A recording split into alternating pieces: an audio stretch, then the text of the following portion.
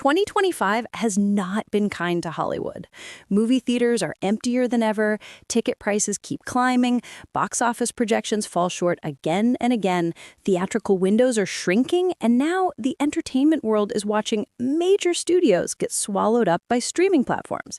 It's been a rough year for filmmakers, for cinema chains, for audiences, and honestly, for the entire ecosystem that once powered Tinseltown. But here's the uncomfortable truth. These problems aren't glitches anymore. They're the new design. They're symptoms of a massive shift in how we consume entertainment, how our culture is evolving, and how the idea of going to the movies is being redefined right in front of us. And then came the headline that sent shockwaves through every studio boardroom. Netflix officially winning the bidding war to acquire Warner Brothers along with its entire library of iconic IPs. That single move threw Hollywood into a full-blown panic. Some insiders are so desperate, they've even tried to get the Orange Man himself to block the deal. Like, the White House suddenly has magical powers over private mega mergers. Good luck with that. The fear gripping Hollywood is simple. Netflix might slowly phase out theaters altogether and push movies almost entirely onto streaming. And honestly, they probably are planning exactly that. But this isn't some cartoon villain scheme from one company trying to kill cinema for fun. What we're seeing is the logical outcome of a reality Hollywood has ignored for too long, a reality that's been knocking louder and louder year after year while the industry tried to pretend everything would go back to normal. Well, the wait is over, and the truth isn't gentle. The theatrical experience we grew up with, the movie night ritual, the packed auditoriums, the excitement of a big release, isn't just struggling, it's dying. This isn't a temporary dip. It's not a slow season. It's not a matter of just holding on a little longer. And no, you can't keep blaming everything on the events of 2020. That excuse expired a long time ago. Today's audience has moved on, technology has moved forward, and studios are being forced to confront a future they never wanted to face. It's all of it. And the hard reality is this: things aren't heading back uphill. What we're witnessing now is the final chapter of a slow decline that started decades earlier. To really see the full picture, we need to break down what the modern theatrical experience actually feels like. So imagine this for a moment. You're an average American dad, wife, 2 kids, a steady but uninspiring corporate job. Teenage you would probably scream in horror at how you turned out, but hey, the salary keeps a roof over everyone's heads, so you deal with it. The relationship at home? Well, let's just say intimacy has become a predictable once-a-week routine rather than something exciting. And if you're being brutally honest with yourself, you're starting to suspect that once the kids grow up and move out, the marriage might go with them. But none of that matters today. Today, you're just trying to treat the family to a nice movie outing. You pile into the car and sit through a 30-minute drive crawling through traffic just to reach the local theater. You head to the counter and buy your tickets, $20 a person, of course, because the kids insist on seeing the IMAX version with the giant screen and explosive sound. Then you get pulled into the concession stand trap, where a soda and a bucket of popcorn cost as much as a small grocery trip. Apparently, no one in your family can survive a 2-hour film without constantly munching on something. You find your seats, only to discover they smell a little questionable, and the cushion has a sticky patch you pray is just spilled soda. But you shrug it off because what else can you do? And naturally, there's a group of loud teenagers right behind you. Perfect. If you enjoy listening to every detail of a stranger's personal drama, you're in for a treat because they're going to give you commentary for the entire movie. But hey, this is the magic of the theater, right? You glance around and half the audience already has their phones out. Someone is scrolling TikTok with the volume blasting. Another person is arguing on speakerphone like they're in their living room, not a public space. But this is normal now. This is what going to the movies has become.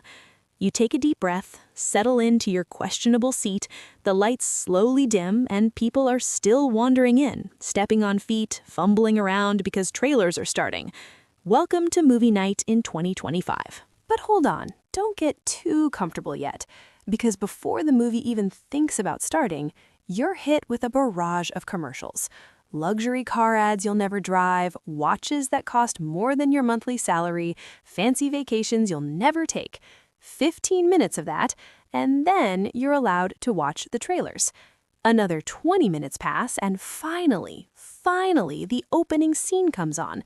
But wait, now your 5-year-old suddenly has to pee because she guzzled half her soda before the lights even dimmed. So you sigh, stand up, shuffle your way past everyone else in the row, accidentally stepping on toes, bumping knees, apologizing under your breath, while the people around you glare like you just ruined their lives. You rush her to the bathroom, she does her thing, and by the time you return, the first 10 minutes of the film are gone. But yeah, sure, it's all part of the theater experience, right? You sit back down and try to lose yourself in the movie. You attempt to tune out the teenagers having full-volume conversations, the glow of phones lighting up the room, the sound of popcorn being aggressively chomped, and the unmistakable scent of people who haven't discovered deodorant. And then you realize, wait a second, isn't this just a live-action remake of the animated classic you watched when you were a kid? Fantastic, truly groundbreaking. Fast forward 3 hours, a handful of bathroom breaks, and a wave of fatigue later, you're finally home. You're exhausted, annoyed, and roughly $100 poorer. And somewhere in the back of your mind, you can't help but ask yourself, why did I even put myself through that? So honestly, is anyone surprised that people are ditching movie theaters altogether? Let's be real. Unless you're a hardcore cinema purist who needs every explosion and soundtrack on a massive screen, is it really worth the travel, the noise, the crowds, the cost, and the chaos just to watch a movie that'll hit streaming platforms in a month or two anyway? And that brings us to the second big point, the alternative. The original appeal of going to the theater was always the scale, the giant screen, the booming sound, the visual spectacle. But today, you can recreate 80% of that at home. For under $1,000, you can set up a genuinely impressive home theater, your own space, your rules. You don't have to drive there, you don't have to buy a $7 soda, you definitely don't have to sit through 35 minutes of advertisements, and you definitely don't have to share the room with strangers who might ruin everything with one loud notification or one annoying conversation. At home, you hit play whenever you want, pause whenever you want. Snacks are cheap, seats are clean, and best of all, no one else can mess it up for you. At home, you can hit pause whenever you want, rewind anything you missed, and you never lose a single moment. And the best part? You're not dropping $100 every time you want to watch one movie with your family. It's a trade-off. Spectacle on one side, comfort and convenience on the other. But with every passing year, that trade-off leans more and more towards staying home. For the average person, the decision is practically making itself. Because here's the blunt truth. Traditional movie theaters are relics of another era. They're a leftover piece of 20th century entertainment being held up far past their expiration date by one outdated philosophy. Bigger budgets, more CGI, louder sound, larger screens. For decades, studios and theater chains have been caught in a cinematic arms race, pushing spectacle to its absolute limits. And eventually, like all evolutionary paths that go too far, it hit a dead end. It was never a matter of if this would happen, only when. And the answer, apparently, is right now. So what does all this mean? Is this the death of Hollywood? The collapse of filmmaking? The end of everything? Of course not.